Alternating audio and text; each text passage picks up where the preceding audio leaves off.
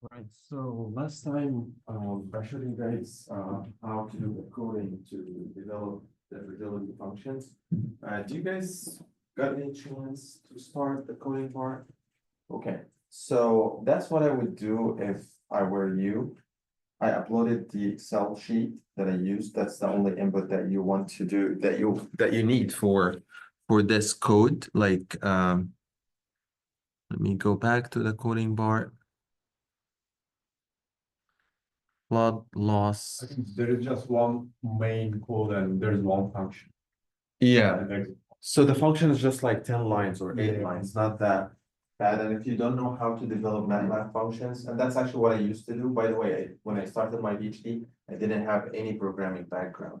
So what I did, if I stuck with something, I go to YouTube, I go to Google. Right now, you guys have a ChatGPT and AI and a lot. At my time, this wasn't there. Like, I believe if you ask ChatGPT to debug a code or to develop a code for you, it can. All right, but I'm not sure if you ask ChatGPT to develop something that is not there. Like, I'm not sure if you tried this thing, like develop a flat version. I tried it before. It makes something general, like not something specific to what we are doing. Maybe, I don't know, maybe if you give ChatGPT a bunch of papers and the Excel file, who knows, maybe it can do it. Does it? All right, so, but anyway, the code is still like on the video. I believe I run through it slow. That's what I did like a couple years ago.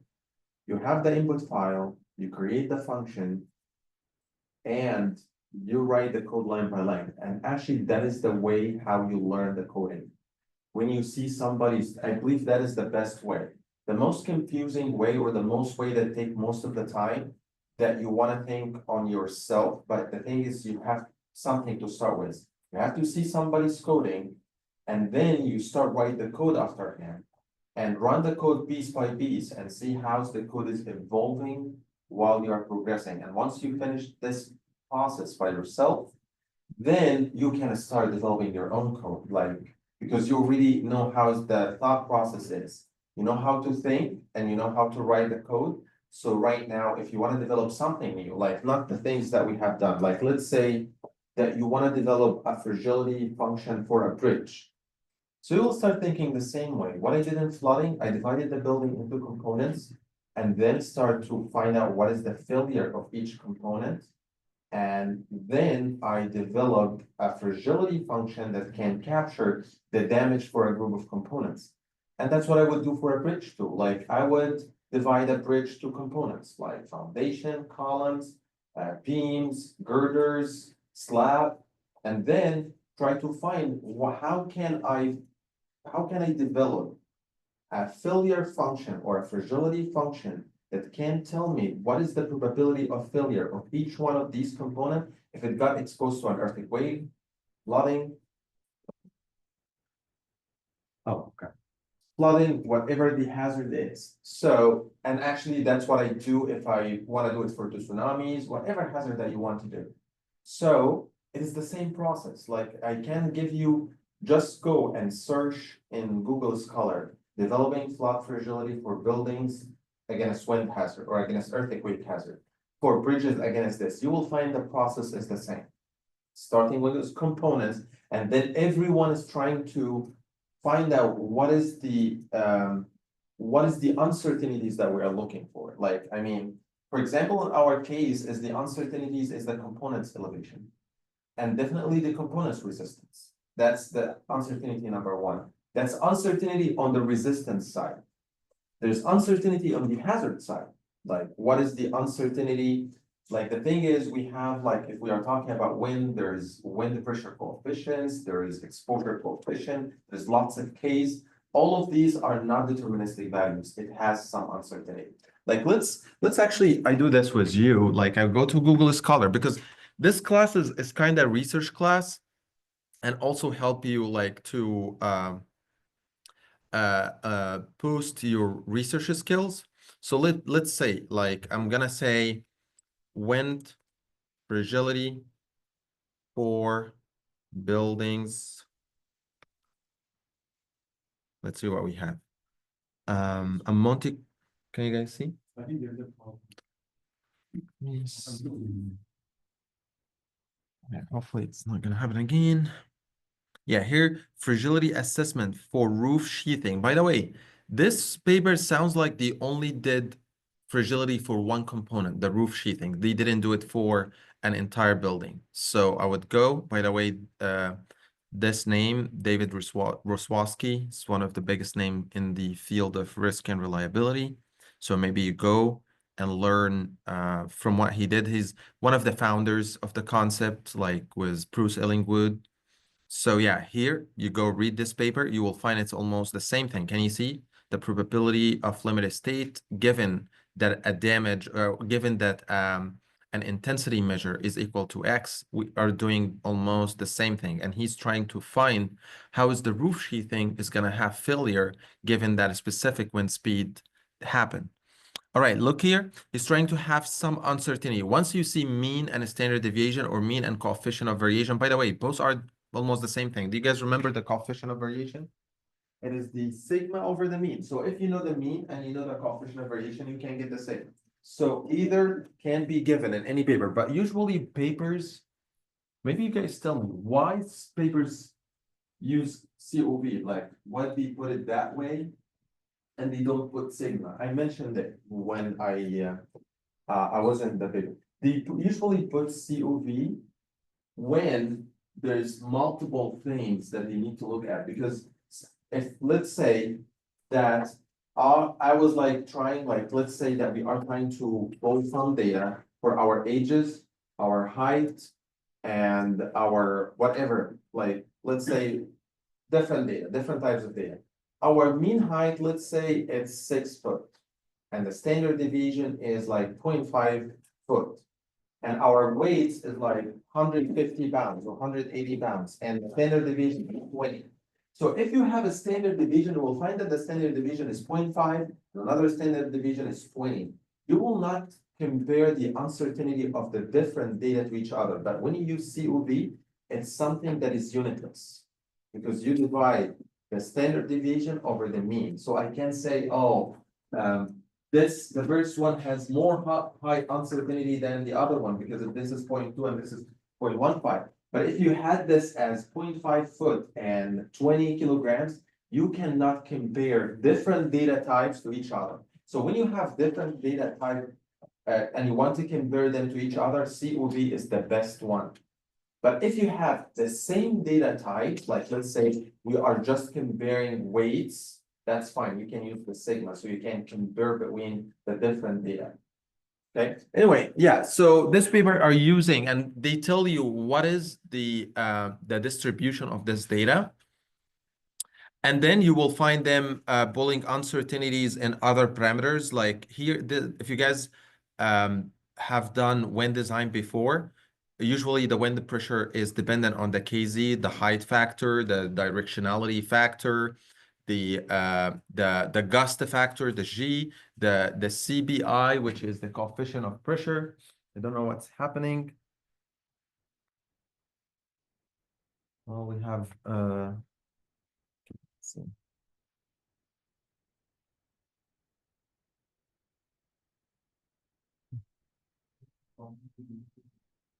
Oh yeah, but this sounds. Hmm. Anyway, so this statement about wind, the wind pressure actually is equal to coefficient like 0.00 something multiplied by Kc by Kd multiplied by the initial pressure minus the final pressure. So there's lots of information get here. So here it gives you the mean and the standard deviation of each one of these coefficients. So that's the sources of uncertainties. These coefficients, when it was calculated, it doesn't have a constant value. It has a mean and a standard deviation. So I just want to go to the equation of the pressure so that you guys should be somewhere. Oh yeah, here. Yeah, this is the equation of the pressure. This is the one when the units of the velocity are, this is the American units and this is the SI units. So it's 0.0025 multiplied by KZ, KZT, KD, V square, and I.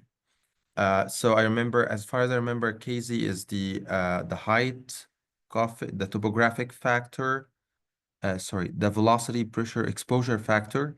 And then this is the topographic factor. This is the directionality factor, the velocity, and the importance factor.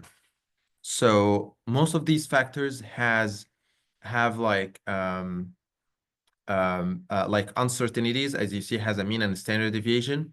And then this is for the pressure. But if you want to calculate the here, and then you multiply them, like look at this equation, the final wind pressure, the wind pressure acting on a component and a cladding. So you multiply QH, velocity, pressure, this one, multiplied by GCB and GCBI. So G is the gust factor, and GCB as a total is the product of the gust factor and the external pressure coefficient. So you multiply the pressure that you got from here by the external pressure minus the internal pressure.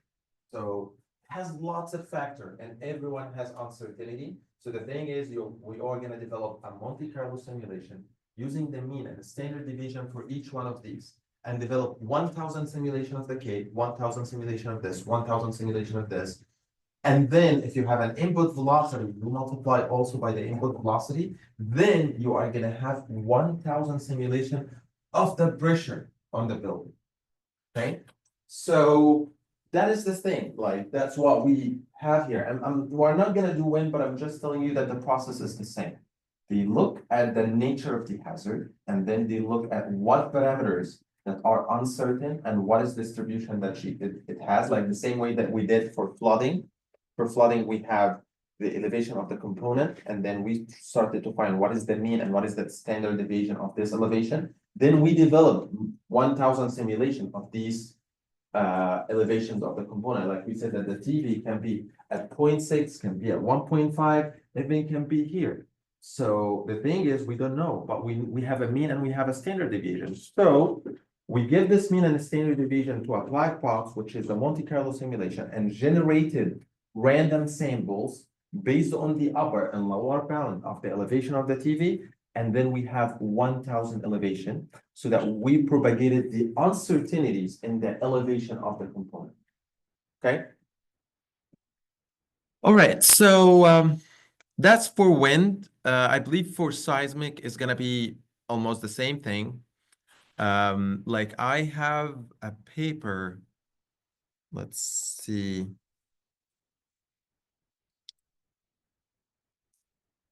I think there's a paper here. It is called Minimum Building Portfolio for Tornadoes. Yeah.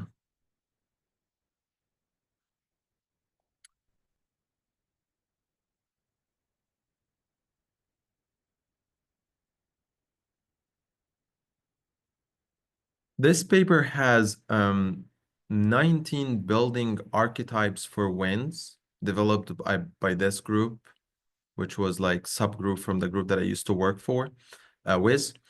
And they have like, do you guys remember the flood archetype, the 15 that we talked about? They have like the similar concept, but for the 19 building archetype for wind from T1 up to T19. And they show you the method that they use to develop the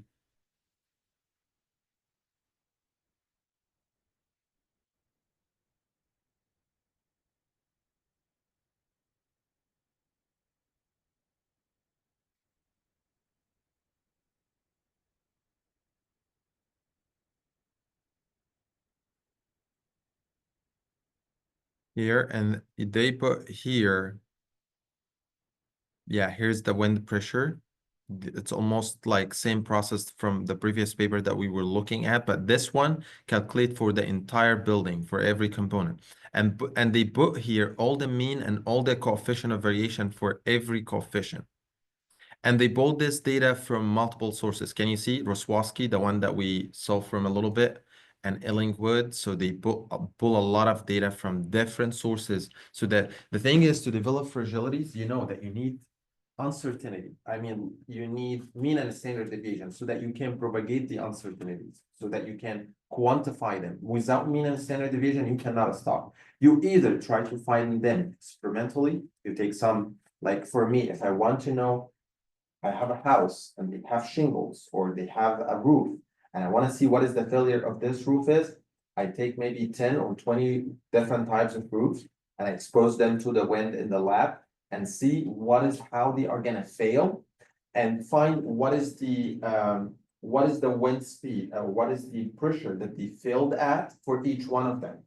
Then, if you have all of this data, you can take what is the mean and the standard deviation of this pressure, or whatever coefficient that you are looking at. If I'm doing this for concrete plots, I get 100 concrete plots. I take them in the lab and I crush them under in the compression test and find what is the mean and the standard deviation of the compressive strength of the concrete. So that's how I get mean and get a standard deviation. Same thing, if you want to test a beam, you get a small beams that maybe 20 and test them under the bending test and find what is the bending moment that they fail at. And then I get the mean and the standard deviation of this bending moment.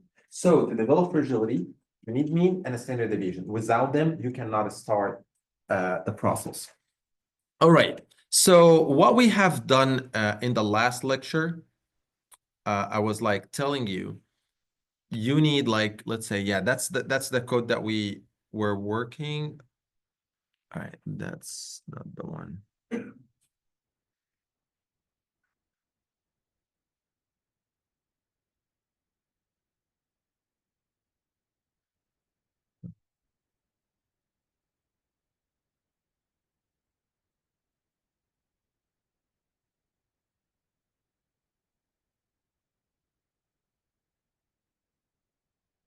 We did archetype 3 and we were working on this code.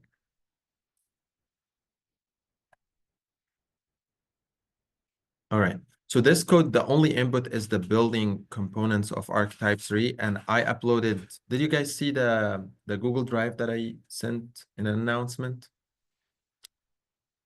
I sent, I guess, yesterday. Let me check.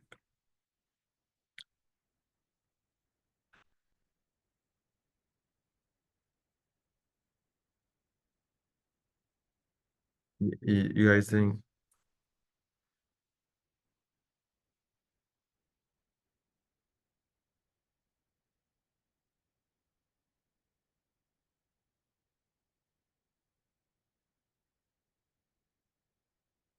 I sent an announcement. Oh, let's see, modules. So where did I send it? Maybe another class? All right, maybe I will send it after this class because I recall yesterday I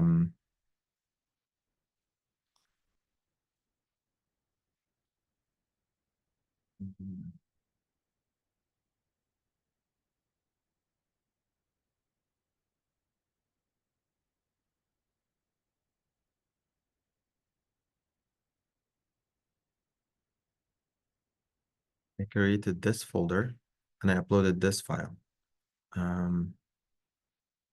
So I'm going to copy this folder.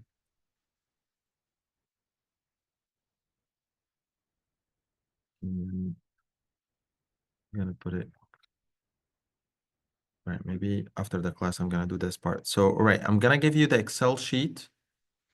And then you will be able to start the MATLAB code and do it step by step. Start by defining everything, and then the same process that we have done last time.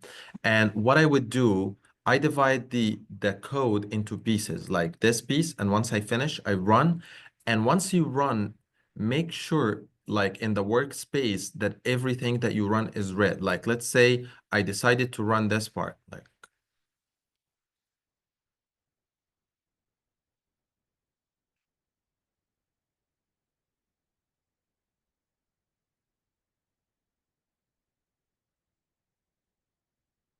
I'm gonna run this.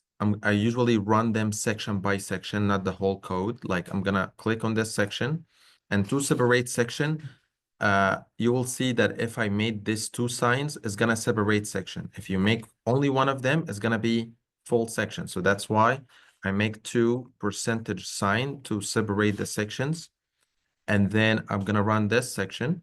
Once I run it, it's gonna take a couple of minutes until it reads the Excel file and extract these columns. And once it's done, everything that is being read is gonna show up here. The most intensive process in this section is generating the random numbers here.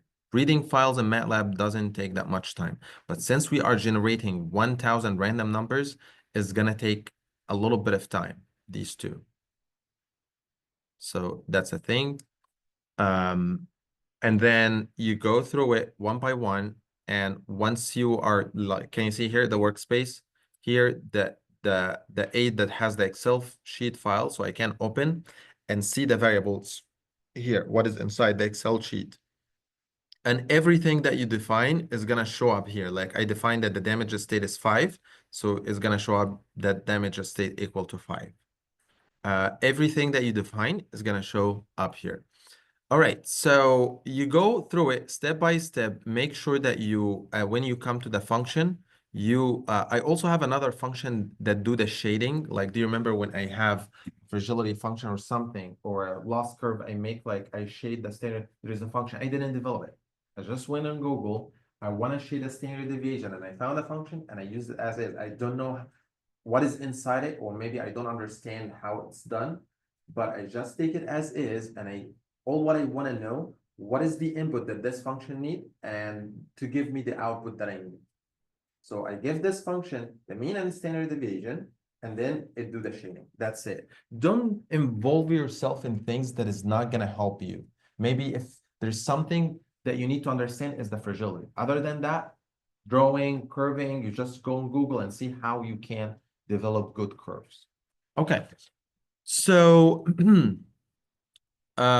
yeah, and then go through it step by step as we have done last time.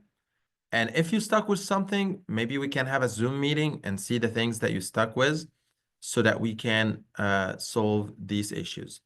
Yeah, here's the shaded error bar, and that's the function I was recalling. And it takes the depths, the mean, especially the parameters here, so that it can do the shading. All right. Also, I want to mention that if you want to understand in depth everything that we explained, there's 2 papers that I published on this method. So everything that I have been explaining about dividing it to components and the Monte Carlo simulations and everything, go read this paper. This paper has every word that I was explaining over the last 3 lectures. So maybe you go through it, and I believe if you have been focusing on what I have been doing over the last 2 weeks, reading this paper is going to be like a piece of cake. Like there was not that much that you will not understand because you already know the concept.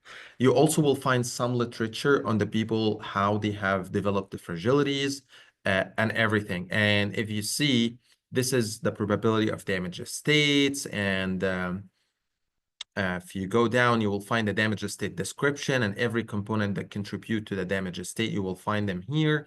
If you guys remember how we calculated the mu based on the maximum and minimum, and the sigma, the maximum minus the minimum over 4.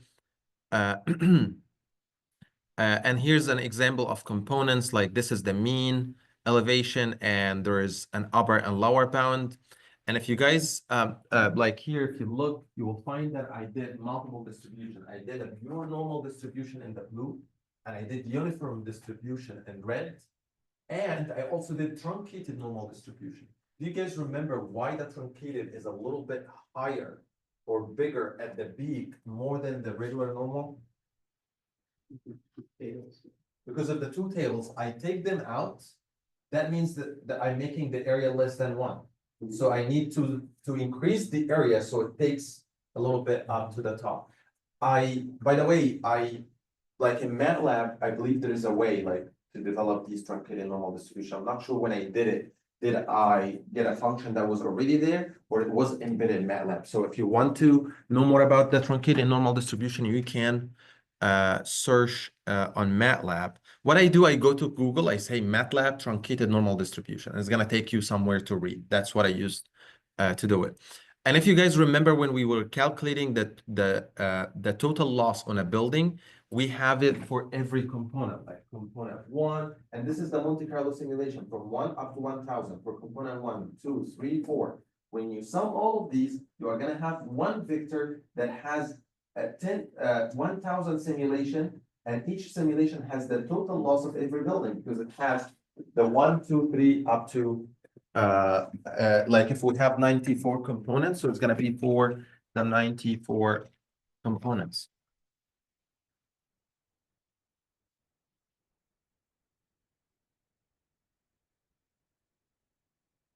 Also in this part,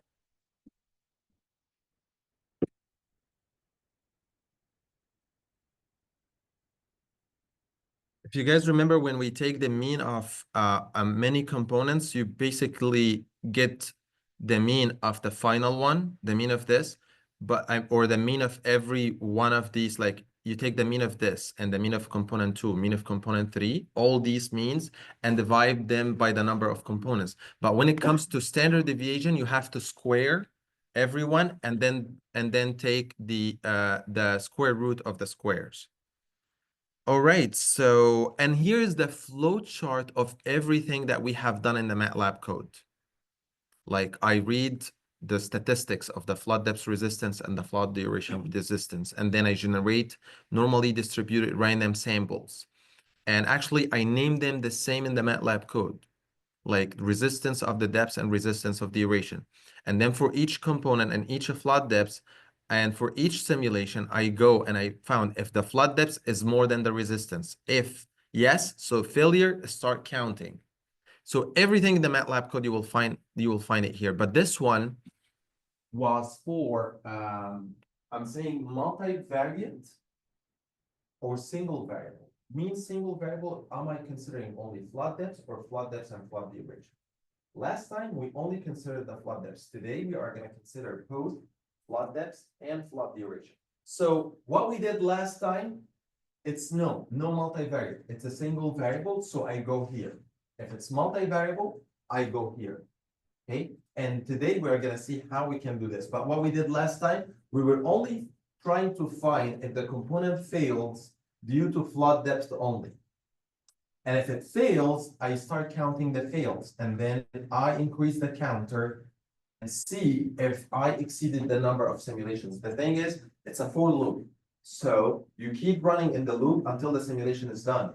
If like the number of simulation is 1,000 and you are I plus 1 is 1,001, so you are going to end the simulation. But if it's not ended and you are still in simulation number 129, so you will go back and keep looping. All this is looping, like this is just looping until you finish each simulation. And then you will loop again until you finish each flood depths, and then you will loop again until you finish every component. So just take your time and look, because the thing is, if you are going to write a paper, you need to explain in a different ways. You either write a flow chart so that the people that are going to read the paper, I mean high quality papers. It has to have a programming. Like if you want to publish in really high-end journals, you need to have a programming. You need to program something. You need to contribute to the fundamentals. But if you do something like a parametric study or anything, it's still good, but it's still not as you are developing something fundamental. So you have to show who's going to review that paper and how you did the process. So somehow this code needs to show up in the paper. You either put it as a flow chart, you either even write the code. So some people, they write the code, but not the same as here. There's a way that you can write the code in papers. Maybe I can share with you some papers, how people, they put the code in a paper. But this is still enough. It shows what is the logic behind the code. Like how everyone try to understand it. And if you understand this, you can write the code. By the way, there's many people, I didn't give them the code. They use this and they develop the code by themselves. Like many people link it in, oh, I saw your paper and I developed the code based on in the flow chart that you have, but I had this issue. So looking at this, you will be able to develop the code by yourself, but this is kind of a good way to understand how is the process is. And this is only for the damage. For the losses, if you guys remember, we did two approaches last time, and there was one when we just trying to find the component loss. And then from the component loss, we were able to get the total building losses. So that was like a second method. And it's here. And actually, I could have published each one of them in a separate paper, but I decided to have them in one paper. And at the end, I did this for just one archetype. I listed all the components that I have. And here I showed the fragility. And by the way, this was like an initial, that was in 2022. I was having an approach in my mind. And then at some point, I find that this approach could have been better if I modified something.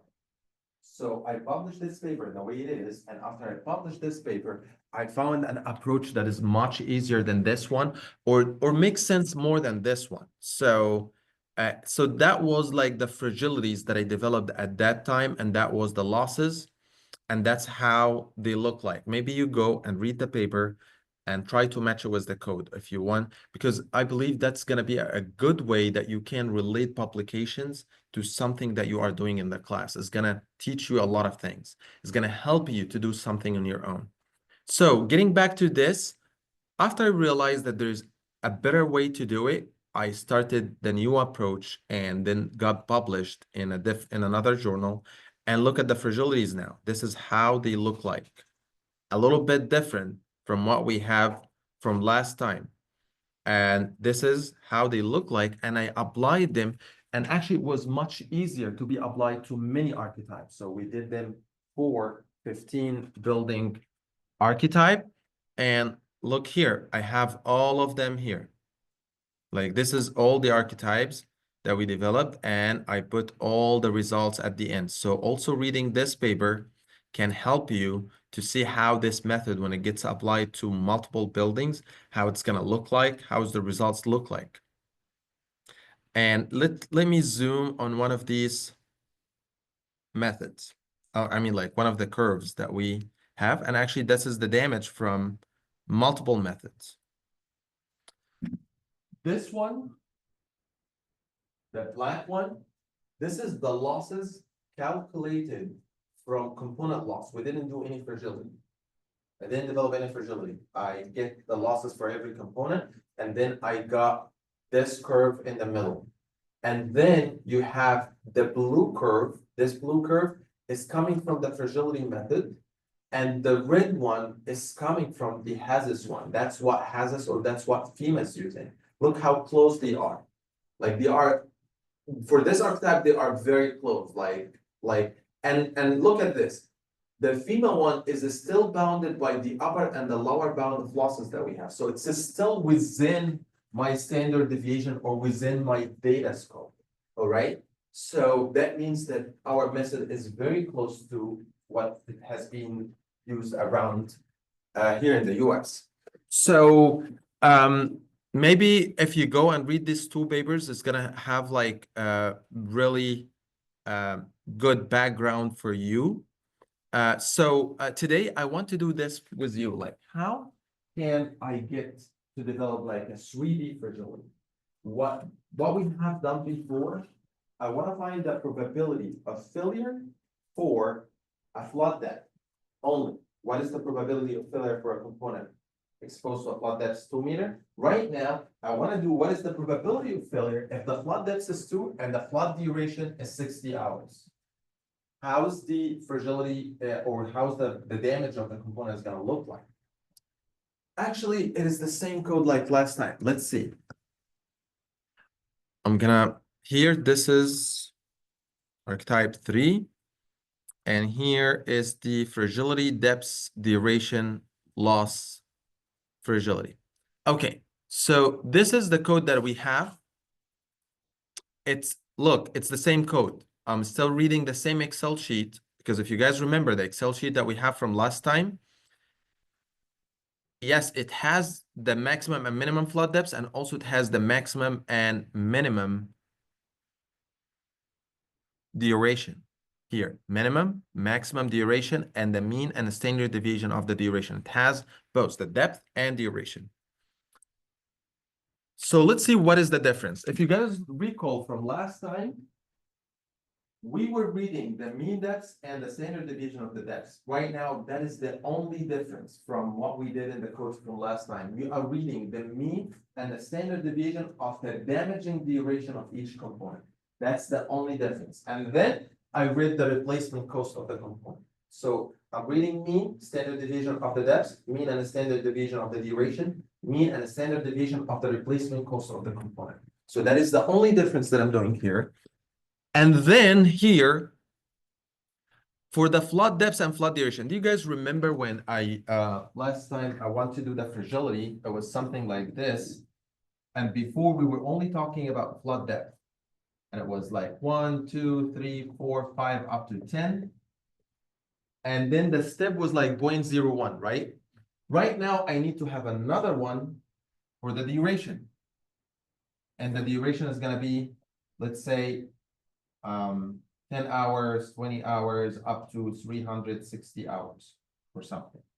But what I did here, I defined the duration. So in a way, I said I wanted the x-axis to be the same like the y-axis, to have the same number of steps. Okay, so that I can have like kind of plot. So I said that x is gonna have 50 and y is gonna have 50. 50 numbers. So 50 numbers on x-axis, 50 numbers on y-axis. And then I said that the depths is gonna be line space 0, 10, x. Like it's gonna be something like I want the 50, this 50, to be divided over 10. Like I want the 10 meters from 0 to 10 to be 50 step. Do whatever, like 10 meter divided over 50. Like 10 meters, like 100 or 1,000 centimeter, divide them over 50. So it's gonna give you 20. Every 20 centimeter, you're gonna have one step. Same thing with the duration. I want 50 step, and the maximum is gonna be 300. So at number 50, I'm gonna have 300. So divide 300 hour over 50. So it's gonna be every 6 hours. So right now, every 6 hours is gonna be one step, and every 20 centimeters is gonna be one step. So why I'm doing this, so that it can be the x be similar to y. It makes much more easier in analysis. By the way, you can do it different way, like you can do whatever step that you want, but it made my analysis much easier. Okay. Last time I didn't do this step. I said that the depth is gonna be from 0 to 10 meter, and each step is 0.01. I just did the steps differently. And then I tried to find how many depths that I have and how many duration that I have. All right. And then the number of components is like the length of A, because the A has 94 field, 94 row, and each row is gonna be like from 94, I'm gonna take the length of A. And here I did only 100 simulation. Why? Because this 3D fragility is huge. If you did 1,000, maybe take a couple of days to run. So that's why I kept the number of simulation 100 simulation, so it can be done easily. And then once you finish this part, once I define everything, here I defined an example component to show, like if you guys remember from last time, I select one component because when I run the analysis, I don't want to see curve for all the 94 components. I'm selecting one component as an example to show like how the austerity look like, how the component failure look like. So I'm just like, if you don't want to do this step, that's fine. Then the last step in this section is to develop the random numbers of the depth, duration, and the replacement cost. I told you that we need 1,000 simulation of the elevation of each component so that we can represent 1,000 homes. We need 1,000 simulation of the duration of each component so that we can represent 1,000 homes. Same thing with the replacement cost. We need 1,000 simulation of the replacement cost of each component so that we can identify a spectrum of components that has similar characteristics. All right, so I did the same thing. Failure duration, I said I need to get the absolute, and then I said norm rand. Norm rand, that means it's a generator of numbers. It's a number generator, norm rand. Basically, you tell this norm rand, I'm gonna give you the mean and standard deviation. I'm gonna ask you, based on the mean and standard deviation, select 1,000 numbers that are normally distributed. And if I take their mean and standard deviation, it's gonna give me this mean and this is standard deviation. Okay? Once you run this part, let me run this section.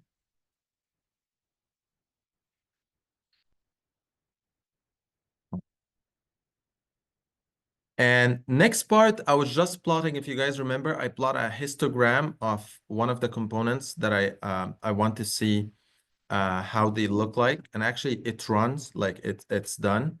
Like, and then if I run this part for figure 1, it's gonna show you a histogram of the failure of the resistance. Like it shows something like this. Let's see how this different from the one from last time.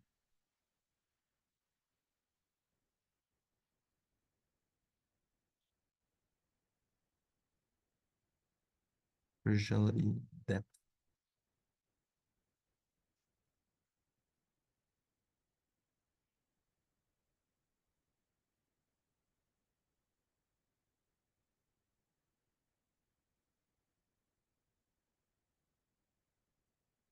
So let me take this one,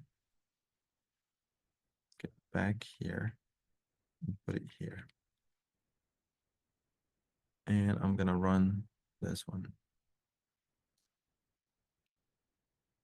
See, this is I'm doing it for the replacement cost. You can do the same thing. Like here, I'm showing the normal distribution of the replacement cost of component number, whatever number that you want to put here. If you want to put component number 5, so it's gonna show you component number 5. So whatever components that you would like, you can put it here and see how's the data look like after they get simulated. And if you want to make sure that your data is really in good shape, so let's say, for example, I want to look at the mean of the replacement cost. Let's say here, that is the mean. And let's say this is component number 6. I'm gonna put here component number 6, and I'm gonna run this section, and let's see if the mean matched this number. Look here, that's almost $1,000. If you look, that the data is almost around the $1,000 mean. Let's say if you want to put component number 10 here, and then component number 10, the mean is like 10,900. So if you look here, you will find that the mean around here, so it's around 1 multiplied by 10 to the power 4. Okay, so you have 10 to the power 4 here. That means like around the 1,000.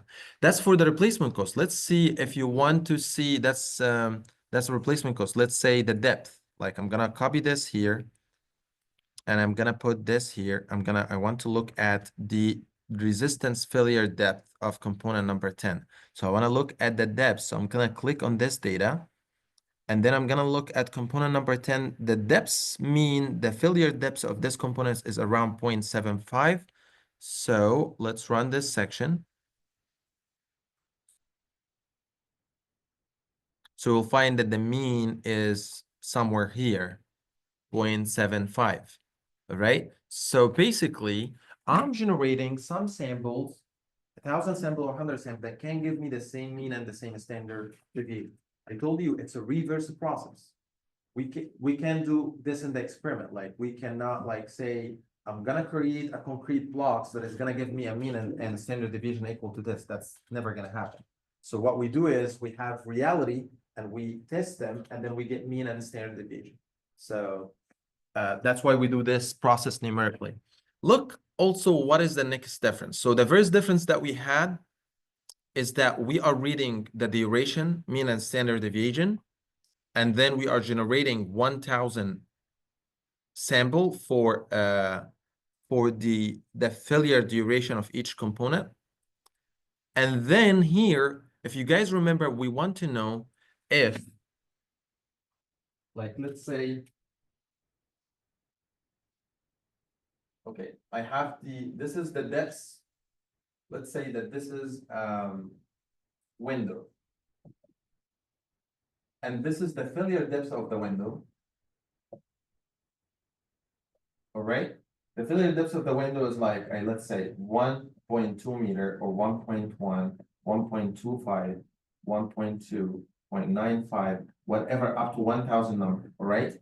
Then we apply all these number for a specific flood depth. Like the flood depth is like 1.1 meter.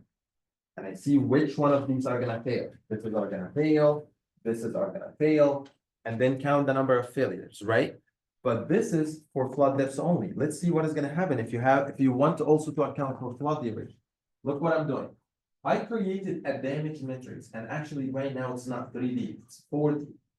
It has simulation for each simulation, for each flood depth, for each flood duration, and for each component. The 4 parameters, try to find if this component is gonna fail or not. So I made 4 for loops for each simulation and for each flood depth and for each flood duration and for each component. Try to find out if you exceeded 2 things. Every component has a damaging duration and damaging elevation, right? Like let's say that somehow the water touched the carpet. Like flood happened and the water touched the carpet for like 1 minute.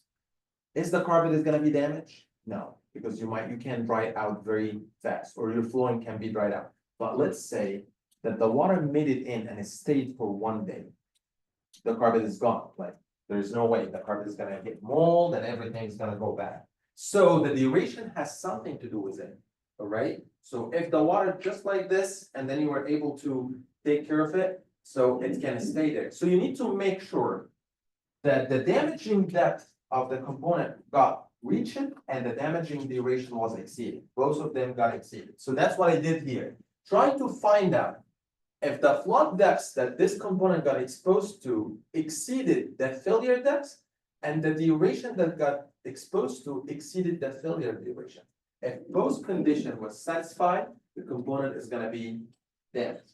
So, and if it's damaged, start counting and put 1 in this. Once you finish all the components, test all the durations. Like go to duration number 2, duration number 3, up to all the durations that you have. Once you finish all the durations, test all the flood depth. And once you finish all the flood depths, try all the simulations. By the way, you can swap them, like you can make the depths first and then the duration second and the simulation after, whatever, but you have to go through them one by one. You have 1,000 simulation, you have to go to check this depths and this depths and this depths and this depths. For example, this depth is gonna not having a fail, so you are gonna have 0. The fail is 1 over. If it's damaged, you put 1. So fail means 1. 0 means didn't fail. Okay, so you put 0 or you put 1 for each simulation, and then you check for each flood depths for each duration. And once you are done, you are gonna have a 4D matrix that has if every component got damaged or not. All right.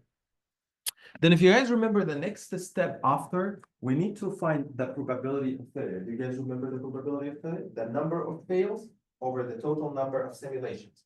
And I'm gonna have also 4 loops. Look at this.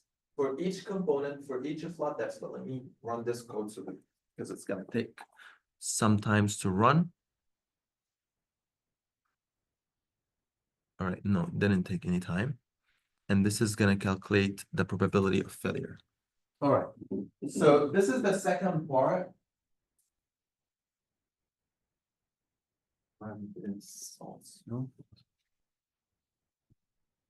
Actually, let me run the whole thing.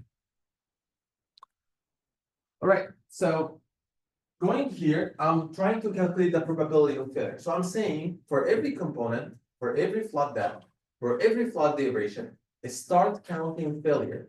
And I start by the failure right now is 0. There's no component, it didn't start yet. Here, and then for each simulation, because the simulation is the source of the probability of failure, here I start the counting. If the component has number more than 0, that means has ones, that means damage, increase the counter until an end, and then goes to simulation number 2. Is it fail and end? And you do check all the 1000 simulation. Once you check them, from the 1000, if you have 600 that got failed, you are gonna divide the 600 failed over the 1000. But right now, in this thing, we have 100 simulation. Let's say we have 60 over 100, and then you get the probability of failure. But this is probability of failure was done for just the flood duration. We want to do it for all the flood depth, and we want to do it for all the components. So we keep repeating the process. That's what programming is helping us do. The thing is, we have repetitive process. So the for loops keep running the same analysis for every part of the process. And once we are done, we have the probability of failure for each component at each of flood depths and at each of flood duration. Okay, all right. So the second part, this is drawing the curve. So here I was trying to draw the right now, before we have 2D curve, that was much easier. So we always say plot, you have x-axis is the depth, y-axis is the probability of failure, and then plot the curve. That was easy. When we try to draw a 3D surface, the thing is right now, we need to have a surface. We have x-axis is the flood depth, y-axis is the flood duration, and the z-axis is the probability of failure. And then you want to have a surface like the one that I showed to you in the paper.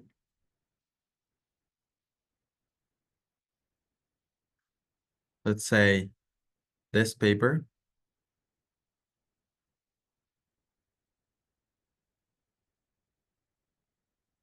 This is 2D still. Yeah, something like this. That was a 3D flood fragility surface for 6 selected components. Should be 2 selected components anyway. In terms of flood depth and flood duration, one for the AC unit, one for the roof trusses. So let's look at the roof trusses. Look at the roof trusses. Here I have the probability of failure at a flood depth, whatever, 4 meters, and a flood duration like 300 hours or something. And I want you to tell me something. What you can notice in this surface and this surface, like why they look different and how this difference mean, what this difference mean. Look at them, they are different, right? And one of them is like this, and one of them is only like this. One of them is having like a shape like this, and one of them having a shape like this. Do you guys can tell something from these curves? Yeah, it's a three-dimensional figure question. It's a 3-dimensional figure, and then both of them. Yes. Because I mean, This X and Y coordinates are different. Yeah, XY coordinate, no, actually, XY coordinates, I mean, as a figure, they are the same values, but they have different shape, because if you look at this, that means that this component is dependent on both flood depth and flood duration. But look at this, it doesn't depend on the coordinates here in the flood duration part. Like if you take a section at flood duration 60, it's gonna be the same as 180, it's gonna be the same as 300, it's gonna be the same curve. But if you take here a section at 240, it's gonna be different. Like the fragility is gonna be less and goes up and goes up. Why is this?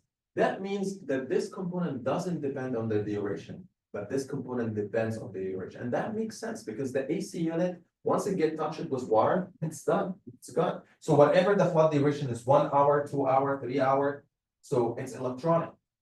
But flood process is what? Or maybe carbon, it takes some time until it gets damaged or until you consider it as a total damage. So there is some components are duration sensitive and components that are not duration sensitive. So that one of the things that you can read it in between the lines when you are reading the papers. Oh, why this component look like this and why this component look like this? And by the way, some reviewers would trigger this and then you would explain why it is that way.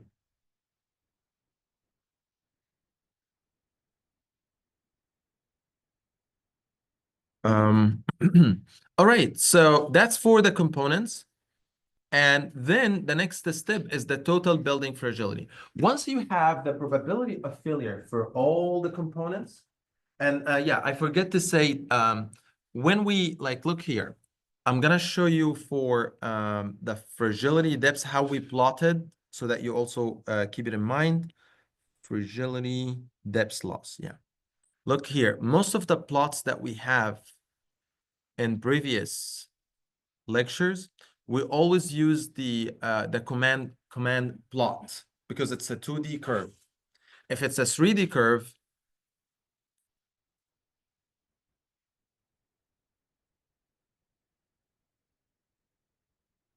so the code is done and it generates the curves now.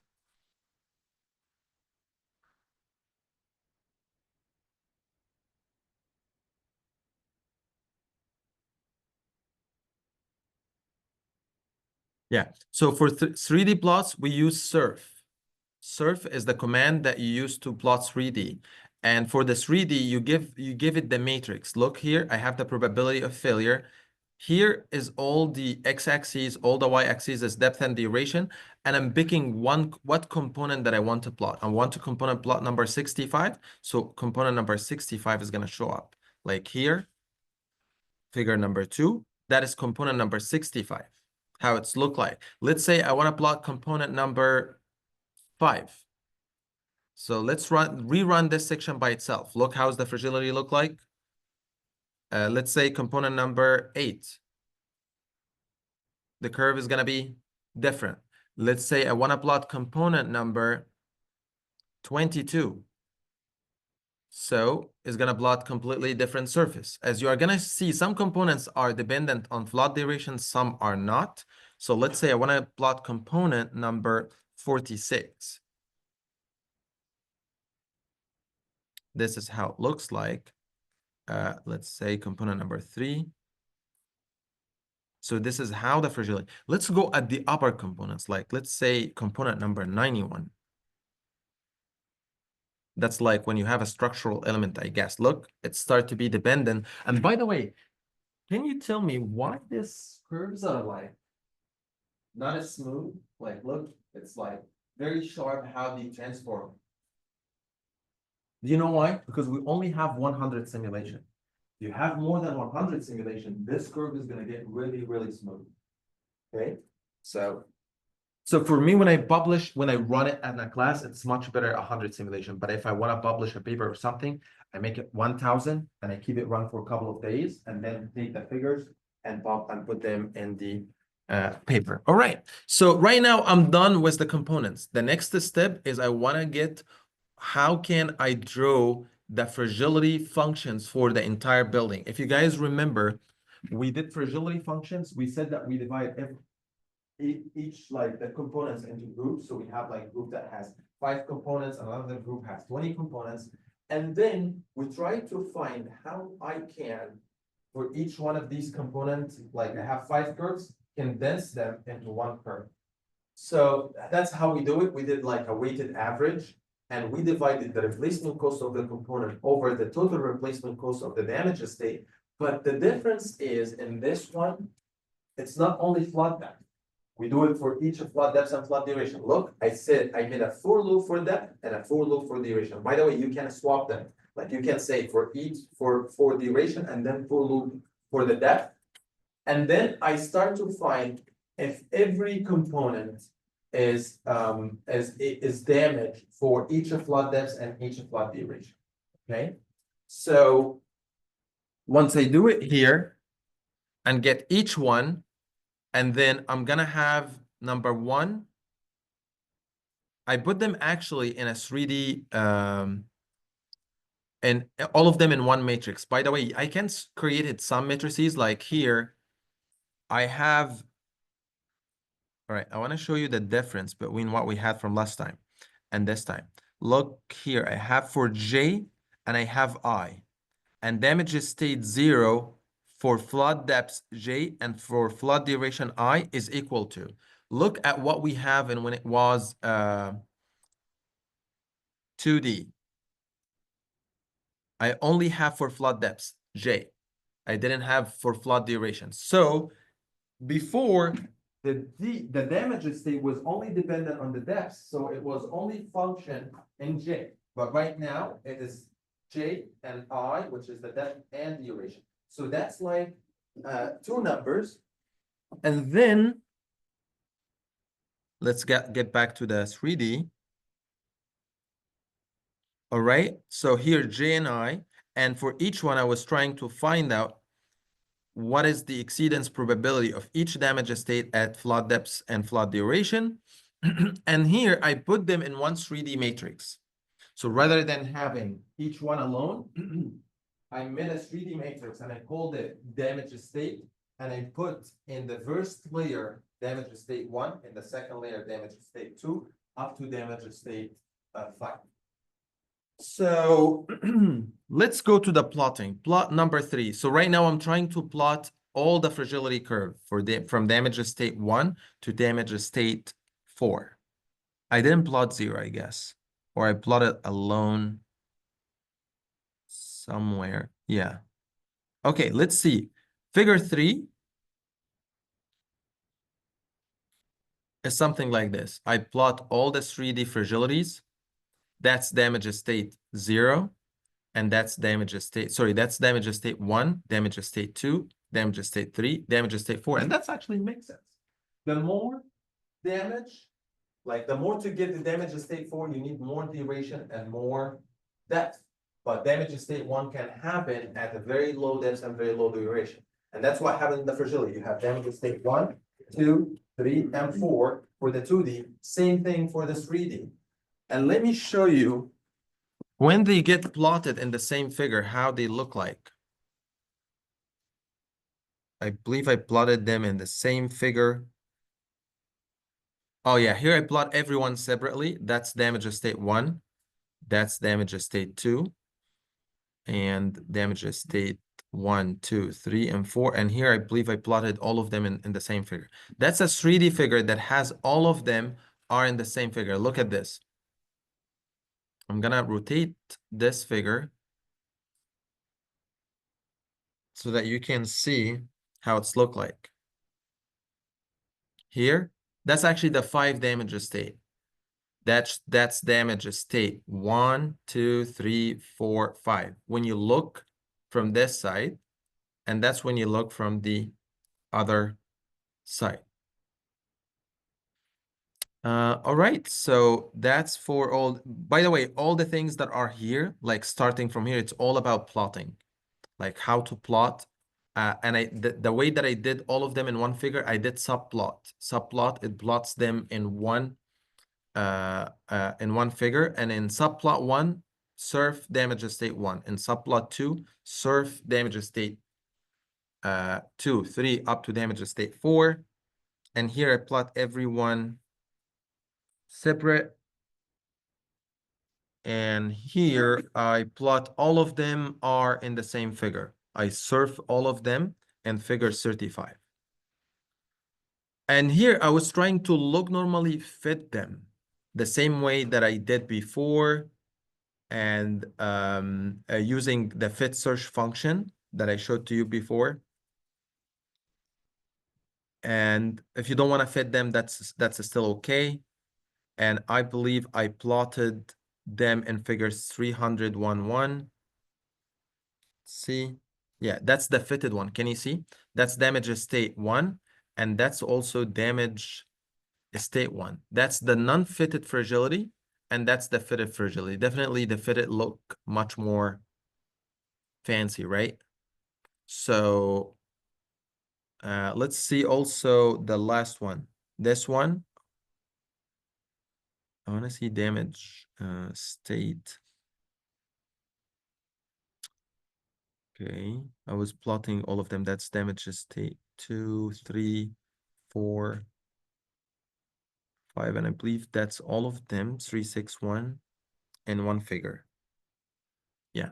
So let me rotate this one and see how it looks different from the other one. See, they look much more different from the one that we had. From not much different. I mean, like they are look more smooth. Like if I have the one, I believe it was this one. Yeah, look here and here. It's almost the same values, but they are just fitted to look more smoother. The final value is gonna be just a little bit different. Like if you look here, you'll find that the vertex 3 is almost the same vertex 3 here. It's just these two that wasn't that smooth, and we smoothed them using the log normal fitting. Okay. All right. So that was for the first approach. The second approach is, by the way, here we try to find if the component is damaged, and if it's damaged, we then find how we can find the incidence probability of each damage state based on the damage for all the components. What is going to be happening here? We are going to just go not to the damage, to the losses right away. Like we are going to ignore if it's damaged or not. I just want to know how much losses that this component is going to have. If it has a flood depth, flood duration, and for this specific simulation for each component, what is the component loss, not the damage.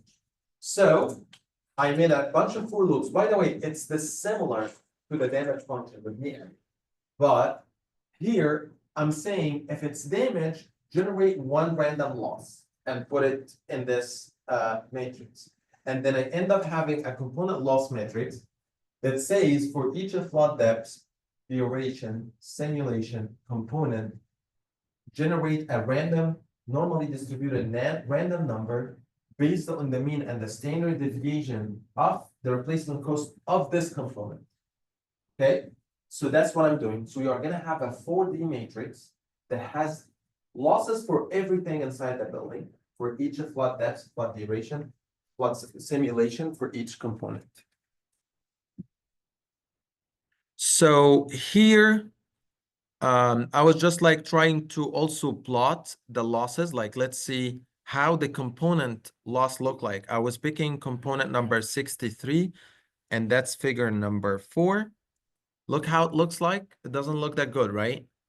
But the thing is, all this because I have verse, I don't have multiple, I only have like 50 and 50. It's gonna be much better if you have 100 and 100. Try to increase. Do you guys remember at verse when I said I have here 50 and 50, like 50 value? This, try to increase them to 100. It might take a day because you are increasing the number of duration and the number of simulation. And try to increase the number of simulation to 1,000. It's gonna take forever. Maybe you will wait until a couple days until this whole thing get run. All right. So, but anyway, I would accept this accuracy. Like, I mean, I'm fine for now. Go back to the component. That is how the loss look like. If you want to check another component, you can do it. Like if you want to say you want, let me isolate this section. And let's say we want component number 92. And let's see how's the loss surface look like. You see? If you increase the number of depth duration and also the number of simulation is gonna be much better. But actually, it looks okay to me right now. Like if I say component number 94, it's gonna be something like this. Let's say component number 90 is gonna show us how's that's component loss. Look at this. On x-axis is the flood depth, on y-axis is the flood duration, and on the z-axis, it's multiplied by 10.4 because that's dollar value.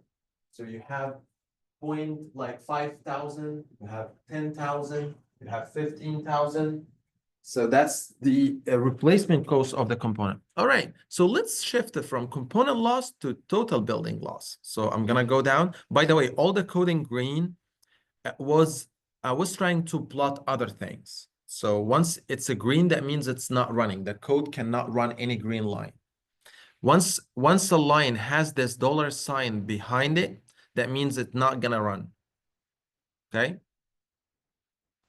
Here, yeah, that's the one that is gonna run. That's the last piece. Here, I want to plot the total building fragility. Basically, I get the total building loss by summing all the component loss. So I take the sum of all the components. If you guys remember the component loss matrix, it was a 4D matrix that has flood depths, flood duration, and simulation and components. So I converted the 3D matrix by summing all the values in the component. Rather than having every component separately, like let's say that the matrix is this way, that's component 1, 2, 3, 4, 5. No, take this dimension and compress it in one and sum all the values of all these components. All right. So I did that and I convert this to a total building loss here. And I got the mean and the standard deviation of this loss. And then here I'm trying to plot this curve. So if I go to number 5, you will find that is the that is the surface of the losses, how the surface look like. So let's spend like a couple of minutes talking about this curve. This curve is not a component curve. That is the total loss for the entire building. Let's say that this building got a flood depth of 2 meters and a flood duration of 120 hours. So you basically go to these 2 points and your losses is gonna be this. If you got 8 meters and you got 240 hours, so your losses is gonna be here. So that's for the entire. How did I got it? I have 94 loss curve for each building. I sum all of them together. So once they sum together, they make this curve. If you guys remember, I have the component loss 4D. I made it 3D by summing the losses from every component. All right. So what are the curves that was black and blue and red that was on top? That's actually the 2D curves that we got it from the code from last time. I tried to plot them here and see how they fit. So if I didn't consider the flood duration, like when you say last time, when we did a flood depth of fragility, we didn't consider flood duration. That means that we are assuming that the components are reaching the maximum duration. Because when you not consider something, that means like if this component got a specific flood depth, whatever the duration is, it's gonna be damaged. And that means that you reach the maximum duration. So when I want to put the 2D curve, I put it at almost the maximum duration. And actually that makes sense. Look, it matches what we have here, right? Because we reached the maximum duration. And also, I plotted the Hazes curve, like this red curve. The red curve of Hazes actually match parts of this curve. That means maybe Hazes, when they develop these curves or their curves, they assume a specific duration. Like they assume that that the duration reaches 24 hours and actually matches part of this curve.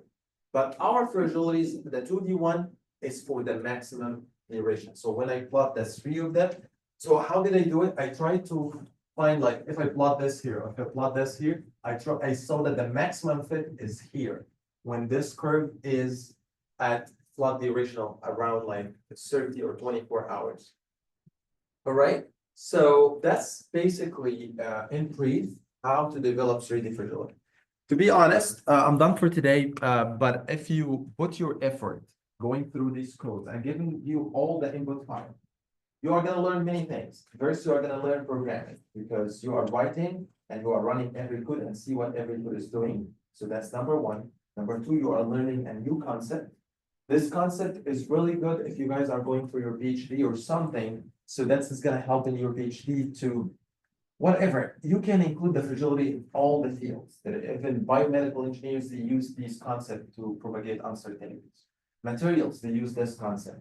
Risk and reliability is very important when it comes to any field because probability and statistics are in every field. And how to represent them is using fragility curves or using whatever tools that you are using, okay?